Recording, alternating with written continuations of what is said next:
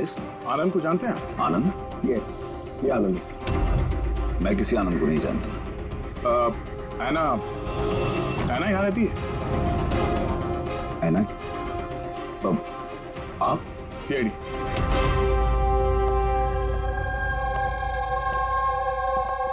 My wife Jennifer, my son Jacob. Sir आप Anna के बारे में क्यों पूछ रहे हैं? हम ऐना से बात करना चाहते हैं। वो यहीं रहती है ना? सर 5 साल पहले एक रोड एक्सीडेंट में ऐना की मौत हो गई। एक्सीडेंट? जी, किसी कार ने टक्कर मारी और वो टक्कर मारने वाला भाग गया। सर आनंद के केस में भी ऐसा ही हुआ था। कहीं दोनों एक्सीडेंट्स का कोई कनेक्शन तो नहीं? क्या आप आनंद से कभी मिले नहीं आप? कुछ समय पहले वो आपसे मिलने के लिए यहाँ पे घर पे आया था। नहीं सर, ऐना के जाने के बाद यहाँ कोई नहीं आता। झूठ, वो मरी नहीं है, जिंदा है। मेरी ऐना जिंदा है। रिलैक्स जेनी, रिलैक्स, चुप हो जाओ। सर ऐना के जाने के बाद मेरी बीवी सदमे में है, इसलिए आप इसकी बात पर ध्यान मत दीजिए। नहीं, मैं सच कह रही हूँ, मेरी ऐना मरी नहीं है, वो कहीं नहीं गई है। वो मुझसे मिलने आती है, अपनी माँ से बहुत प्यार करती है वो। सर मैंने आपसे कहा ना कि मेरी बीवी सदमे में है, आप इसकी बात पर ध्यान मत दीजिए। ये कुछ भी बोलती रहती है। अच्छा, अगर मेरी बातें बकवास लगती है तो ये देखो, आप भी देखिए, ये मेरी ऐना है, ऐना है ये मेरी। कुछ दिनों पहले ही मुझसे मिलने आई थी।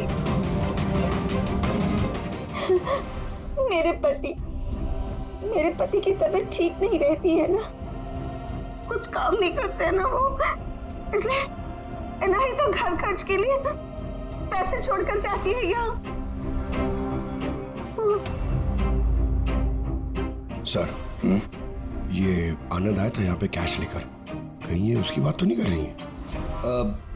पैसे किसी बैग में लाए थे उसने?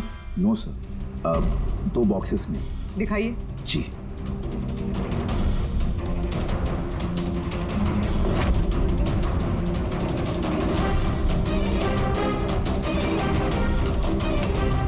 अब समझ में आया ये जगह मुझे जानी पहचानी क्यों लग रही है। मैं यहाँ पे आ चुका हूँ। यहाँ? हाँ। कब सर? करीब 5 साल पहले किडनैपिंग के केस के सिलसिले में पूछताछ करने आया था। विवेक, जिसे किसी ने किडनैप कर लिया, वो आपका स्टूडेंट था। उसके बारे में कुछ सवाल करना है। बहुत अच्छा लड़का था, उसको ठीक हो और जल्दी घर आ जाए। कब से जानती हैं आप विवेक को? अभी कुछ महीने पहले मेरे पास ट्यूशंस लेने आया था। और आखिरी बार कब देखा उसे? उसमें कोई चेंज नजर आया उसमें? मतलब कोई ऐसी बात जो आपको अजीब लगी हो?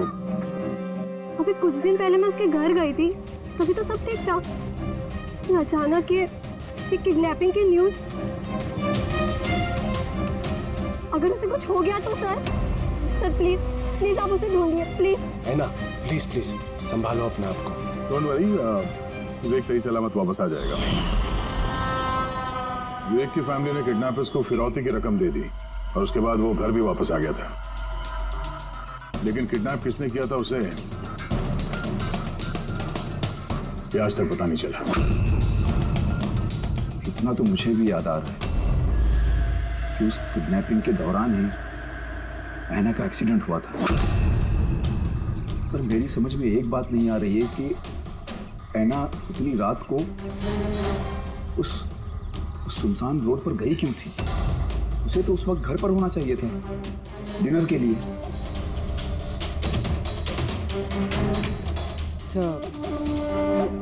विवेक की किडनैपिंग और ऐना का एक्सीडेंट कोई इत्तेफाक तो नहीं हो सकता, जिसे सब लोग हिट एंड रन केस समझ रहे हैं। कहीं वो मर्डर तो नहीं? इस 5 साल पुराने हिट एंड रन केस को फिर से देखने की जरूरत है। इस केस से जितने भी जुड़े हुए लोग हैं उन सबसे मिलना पड़ेगा, और वो पुलिस टीम जो इस केस पर थी उनसे भी।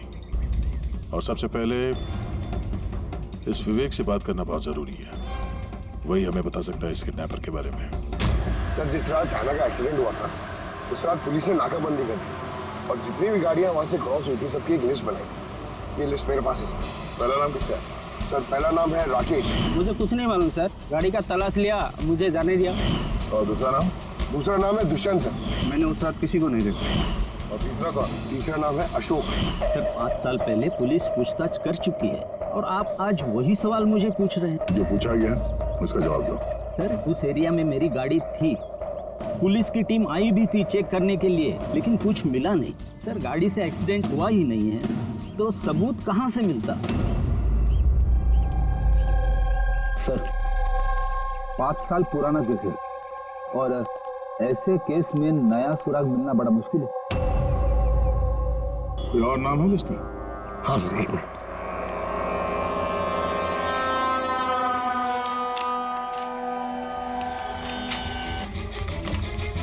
ये सर, ये Paresh, plot number 21 Shastri Nagar Mulund. Plot number 21 Shastri. ये तो वही एड्रेस है जहाँ 5 साल पहले आनंद और उसका परिवार रहता था। तो कहीं ये परेश आनंद के पिताजी तो नहीं? मतलब आनंद के पापा की गाड़ी वहां पर थी जहाँ पे ऐना का एक्सीडेंट हुआ। अब देखना ये पड़ेगा कि गाड़ी कौन चला रहा था, आनंद या उसके पिताजी परेश।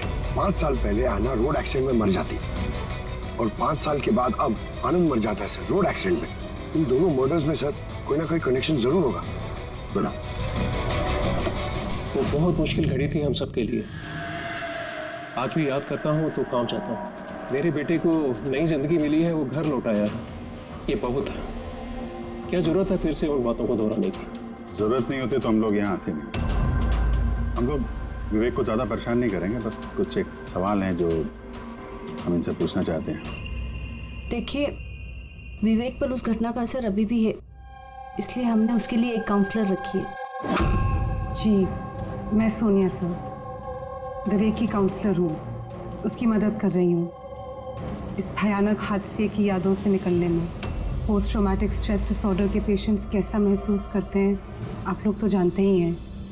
सर, जब विवेक किडनैपर्स के पास बंदी था तो उसे बहुत सी नशीली चीज़ें दी गई ताकि वो होश में ना रह सके, किसी को याद ना रख सके।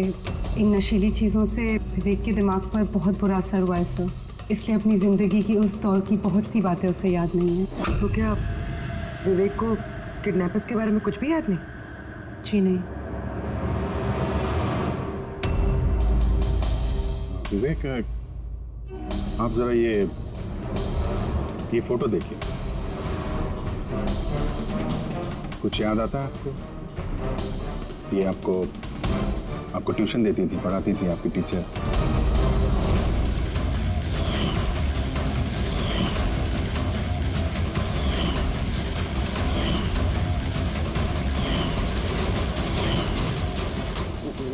ये वहाँ थी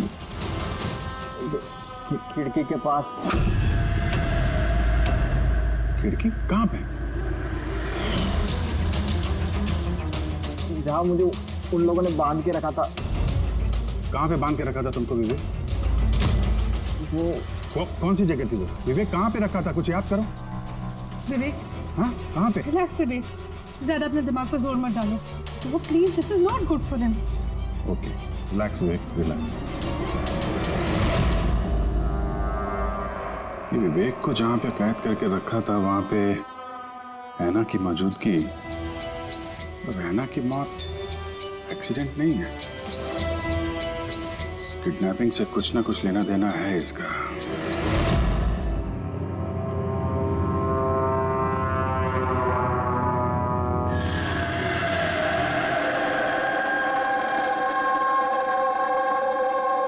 पंकज, एक बात समझ में नहीं आ रही है। 5 साल पहले मरी हुई लड़की अपनी माँ से मिलने कैसे आ सकती है? यही तो हम पता करने आए ना फ्रेडी सर। हाँ यार, ये आत्मा वात्मा का चक्कर ना हो बस। यार क्यों जबरदस्ती ऐसी बातें करते हो आप यार? डर लगता है।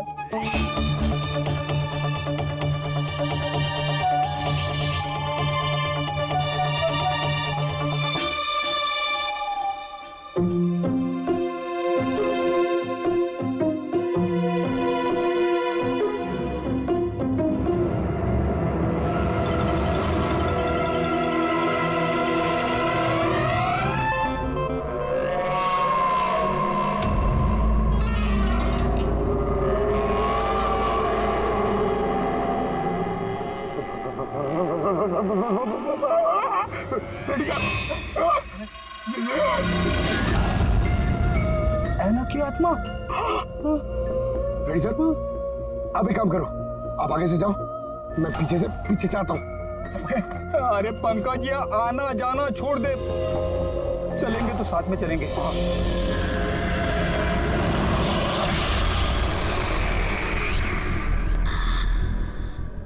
लड़की से डर रहे हो? सर क्या बात कर रहे हो आप? अरे क्या रे? वो लड़की की आत्मा है, समझे?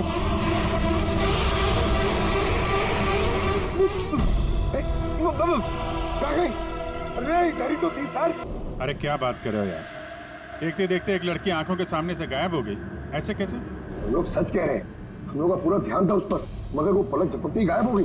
सर, मैं दावे के साथ कह सकता हूँ वो एक आत्मा ही थी। एक अच्छी खबर है भाई। क्या है सर, बताइए। ये जो 2 डब्बे हैं, इन डब्बों में ऐना की फैमिली को रुपए भिजवाए गए थे भाई। इनमें से ये एक डब्बा तो आनंद का है, लेकिन ये दूसरा डब्बा ये आनंद का नहीं। क्या? ये आनंद का नहीं है? कैसे? ऐसे, इस डब्बे पर ये जूते का नंबर लिखा हुआ। क्या नंबर? 11। और आनंद के जूते का नंबर क्या था? 8। तो अब ये जूता आनंद का तो नहीं हो सकता, और वो रहता भी अकेला था, तो ये भी नहीं कह सकते कि किसी फैमिली मेंबर का होगा। डॉक्टर साहब, ये भी तो हो सकता है कि आनंद ने ये बॉक्स कहीं और से लाया। हो सकता है, दया जरूर हो सकता है, लेकिन भाई अगर आनंद ये बॉक्स कहीं और से भी लाया होता तो आनंद की उंगलियों के निशान तो इस डब्बे पे होते ना। आनंद की उंगलियों के निशान है ही नहीं इस पर, तो फिर। तो ऐसा बोलो ना सर, घुमा फिरा के बोलो यार। सालू क्यों ना यार। मतलब सर कोई और भी जिसे ब्लैकमेल किया जा रहा है? इसका मतलब है ऐना के परिवार को कोई चोरी छुपे मदद करने की कोशिश कर रहा है, लेकिन क्यों? कहीं ऐसा तो नहीं कि वो अपने आप को ऐना की मौत का जिम्मेदार समझता है और इसलिए? हो सकता है।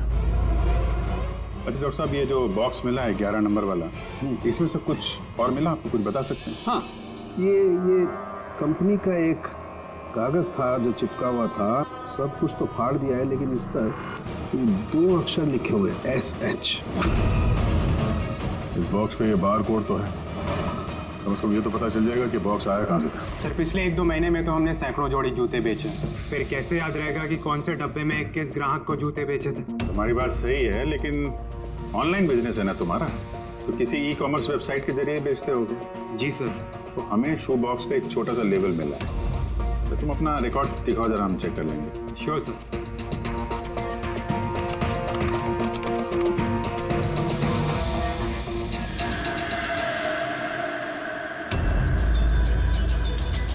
लेबल पर भी एसएस लिखा हुआ था। तो ये वही आदमी तो नहीं जिसकी हमें तलाश है? एड्रेस भी तो है इसमें। चलो शेखर कुमार का इतिहास निकालते हैं।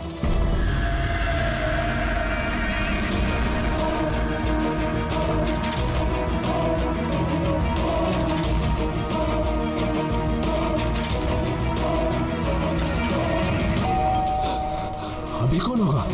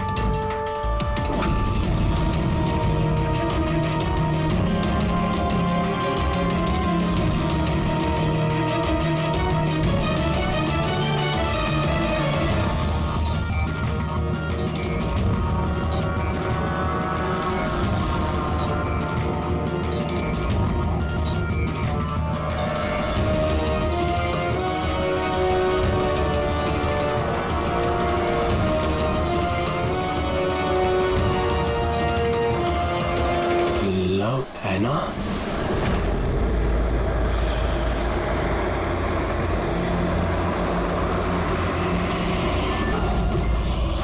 देखो, मुझे मत मारो, ऐना प्लीज। खोलो, कोई दरवाजा खोलो। अरे कोई है, प्लीज। शेखर, मेरे पास आओ।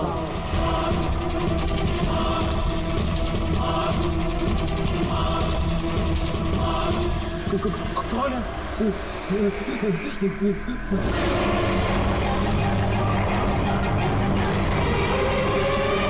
कौन हो तुम?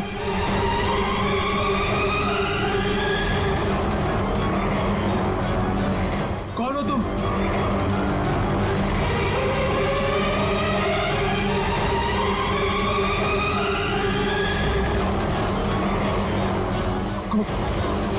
कौन हो तुम?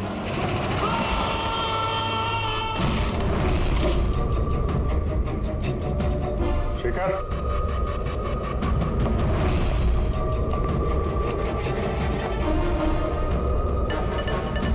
गुनाह कबूल करो, कन्फेस।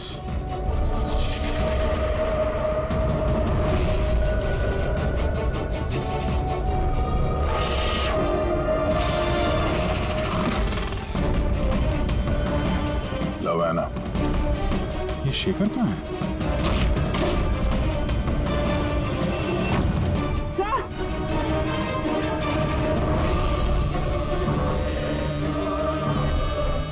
He's no more. जिसका डर था वही हुआ। है ना, संभालो अपने आप को। नाना का बॉयफ्रेंड शेखर है ये। पहले आनंद और अब शेखर। सर इसलिए ये पैसे देकर आना की मदद कर रहा था, लेकिन कुछ ना कुछ तो गलत किया है इसने, इसलिए बाहर दीवार पे लिखा कन्फेस, गुनाह कबूल करो। घर की तलाशी लेते हैं, पता तो चले कि आनंद और इस शेखर का आपस में कोई कनेक्शन था क्या?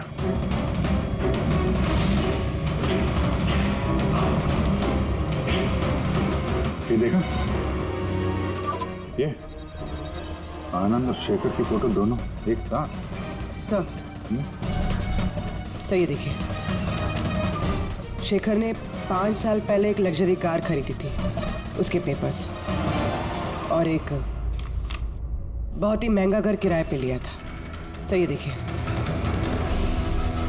5 साल पहले किडनैपिंग हुआ था, अब 5 साल पहले ही शेखर ने ये सब खरीदा। उस वक्त तो ये काफी गरीब था, पैसे वैसे थे नहीं इसके पास। कहीं किडनैपिंग में ये शेखर भी मिला हो तो नहीं?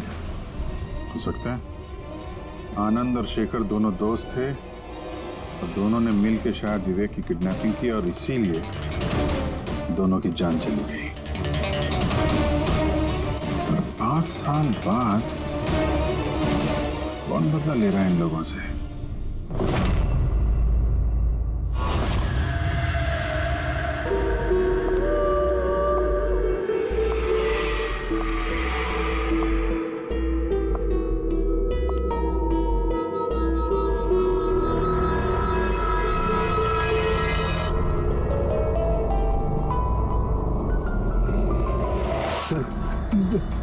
यही वो आत्मा है, लड़की की आत्मा।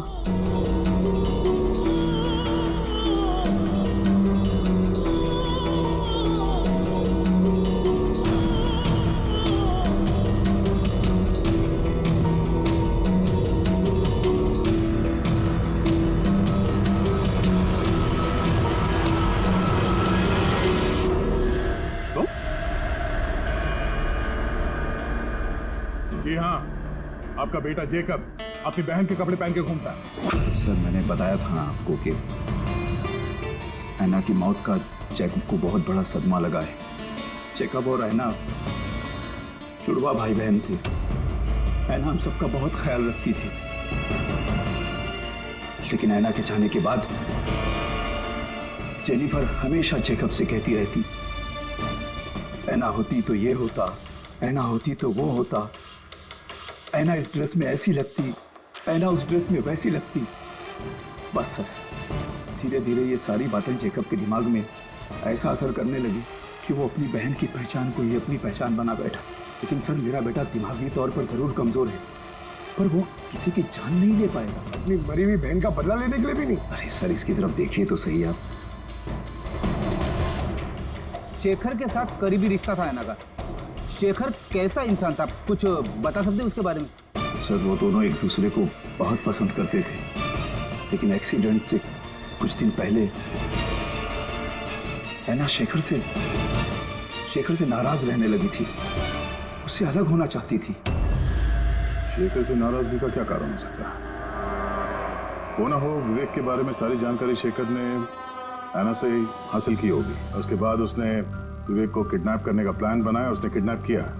किसी तरह से ऐना को पता चल गया होगा और उस रात वो शेखर का पीछा करते करते उस जगह पे पहुंच गई जहां पे शेखर ने विवेक को किडनैप करके रखा था, और किसी कारण उसे वो वहां से भागना पड़ा और वहां सुनसान सड़क पे किसी ने एक कार से ऐना को कुचल दिया। मतलब वो जगह जहां पे विवेक को बांध के रखा गया था वो ऐना के एक्सीडेंट स्पॉट के आसपास ही है। वो जगह ढूंढते हैं जहां पे विवेक को बांध के रखा था। सर, जहां पे ऐना का एक्सीडेंट हुआ उसके आसपास सिर्फ यही एक बंद पड़ा हुआ घर है। ये घर बंद पड़ा हुआ है और आसपास सिर्फ जंगल। ठीक है, अंदर देखते हैं। आइए आप लोग।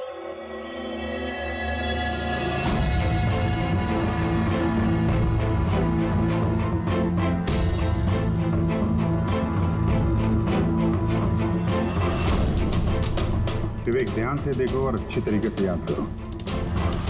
क्या ये वही जगह है जहां पे तुमको लाया गया था?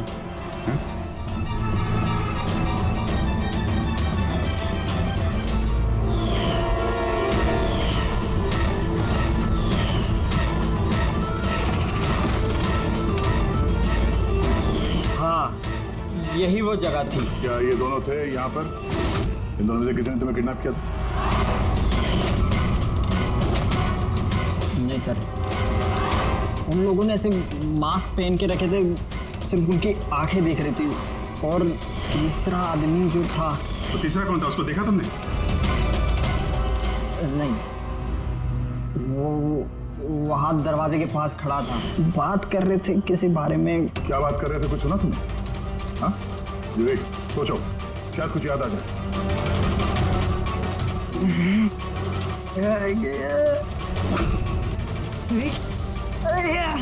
It's okay, relax. Sir, please. कोई बात नहीं, रिलैक्स रिलैक्स रिलैक्स। ओके, आप लोग इसको बाहर ले जाइए, ठीक है? जा बेटा। तीसरा आदमी तो मतलब शेखर और आनंद की तरह उस तीसरे आदमी की जान को भी खतरा हो सकता है। इसके पहले कि खूनी उस तक पहुंचे, हमें पता लगाना होगा ये तीसरा आदमी है कौन। सर, शेखर के फोन रिकॉर्ड से पता चला है कि पिछले कुछ दिनों में उसने एक नंबर पे कई कॉल्स किए। किसके फोन पे? सर, ट्रेस नहीं हो पाया, बर्नर फोन। सर, शेखर ने फोन से अपने सारे मैसेजेस डिलीट कर लिए, मगर हमने रिट्रीव कर लिया सर। पहला मैसेज है, 5 साल पहले का राज कोई जान गया है, क्या करें। दूसरा मैसेज, बहुत बड़ी प्रॉब्लम में हूँ, मदद चाहिए तुम्हारी। थर्ड मैसेज, तुमसे बात करनी है, कॉल मी प्लीज। चौथा मैसेज है, वो चाहते हैं मैं अपना गुनाह कबूल करूं, अब बर्दाश्त नहीं होता। अगर मैं फंसा तो याद रखना तुम भी नहीं बचोगे। अभी जा रहा हूँ ऐना के घर, उसके माता पिता को सब बता दूंगा। सर, विवेक की किडनैपिंग में ये शेखर शामिल था। अगर ये बात शेखर ने ऐना के परिवार वालों को बता दिया था, तो ऐना के परिवार वालों ने पुलिस को ये बात क्यों नहीं बताई? वही तो, पुलिस और सीआईडी से सच छुपाया। कहीं ऐसा तो नहीं कि ऐना की मौत का बदला लेने वाले उसके घर वाले ही हो? मैं सच कह रही हूँ सर, हमारी शेखर से कोई बात नहीं हुई। वो हमारे घर आया ही नहीं। और सच कहती हूँ सर, अगर वो हमारे घर आया होता ना, तो मैं उसे उसी वक्त कहती कि चलो अभी पुलिस को सब बता देते हैं। मैं हमारी बेटी की कसम खाकर कहती हूँ। सर, हमारा यकीन मानिए, सच कह रहे हैं लोग।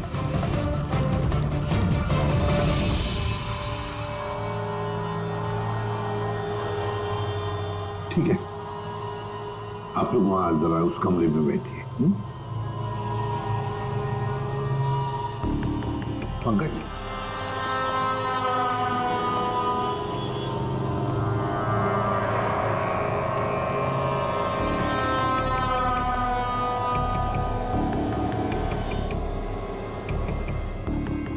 हो सकता है ऐन वक्त पर शेखर ने अपना इरादा बदल लिया, वापस लौट गया। ये हो सकता है कि वो घर तक पहुंचा ही ना, उस तीसरे आदमी ने उसे आना के घर के बाहर ही रोक लिया हो ताकि वो अपना गुनाह कबूल ना कर सके।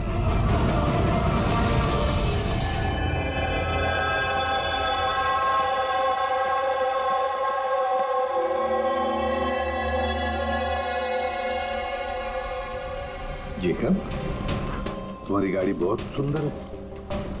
तुम्हें भी हैना की तरह तैयार होकर रात को बाहर जाने का शौक है ना? घूमने जाते हो ना तुम? देखो, कुछ याद है क्या? पिछले संडे की बात है। पिछले संडे रात को 12 बजे तुम ऐसे तैयार होकर बाहर गए थे ना घूमने? देखो देखो, घबराओ मत, ठीक है? कुछ नहीं हुआ तुम्हें। मैं कुछ सवाल पूछूंगा, उसका जवाब देना, ठीक है?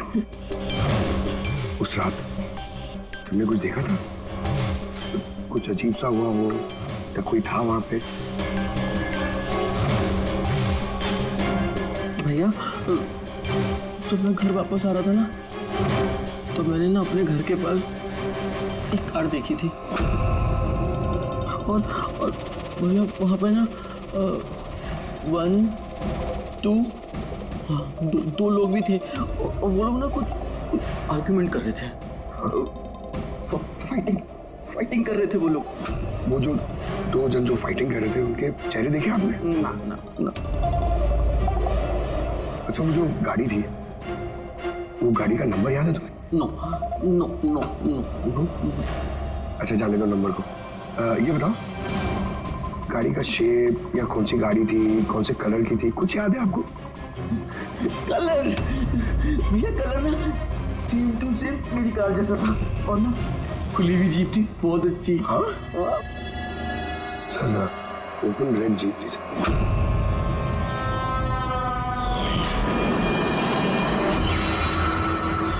आनंद के एक्सीडेंट के समय जो लोग पार्टी में मौजूद थे, उनकी गाड़ियों के साथ एक लाल कलर की जीप थी ऐसी।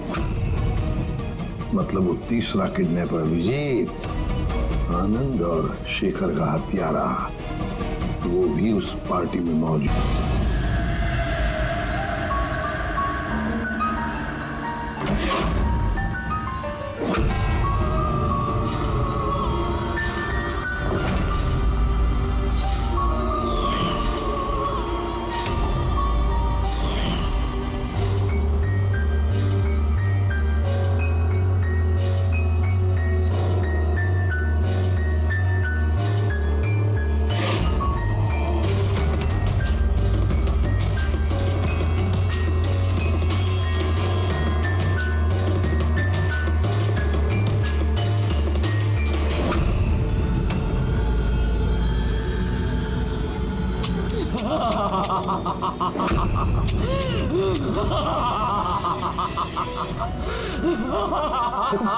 मैं जानता हूँ कि मुझसे गलती हुई, लेकिन प्लीज प्लीज मुझे जाने दो।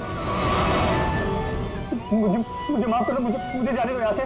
वो तो आनंद और शेखर ने किया, मैंने कुछ नहीं किया। मुझे माफ कर दो।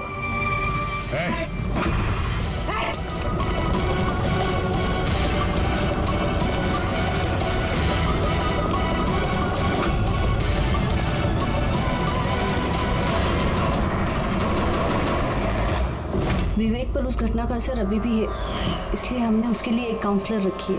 जी, मैं सोनिया सिंह। मैं कुछ फ्रेंड से मिलकर वापस आ रही थी, तभी मैंने देखा कि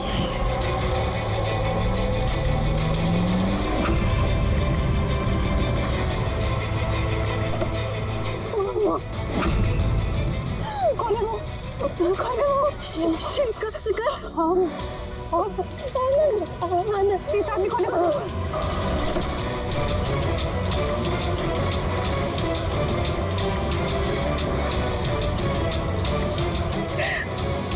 हेलो डैड, उस दिन गाड़ी पापा ने, मैं चला रही थी, अनजाने में ही सही जान ली थी मैंने उसकी, बट पुलिस को सच बताने की हिम्मत नहीं कर पाई। तो मुझे 1 हफ्ते में US जाना था पढ़ाई के लिए। अगर पुलिस केस बन जाता तो मेरा करियर बर्बाद हो सकता। अपने करियर की फिक्र में तुमने एक मासूम की मौत के साथ नाइंसाफी होने दी। मैं समझती हूँ सर, और ऐसा नहीं है कि मुझे पछतावा नहीं था, मुझे एहसास था अपनी गलती का। ये गिल्ट अंदर ही अंदर मुझे खाए जा रहा था। 5 साल बाद जब मैं वापस आई तो मैंने आना की फैमिली को ट्रैक किया। मुझे पता चला कि उनकी हालत बहुत बुरी है और आना के कातिल और विवेक के किडनैपर खुले घूम रहे हैं।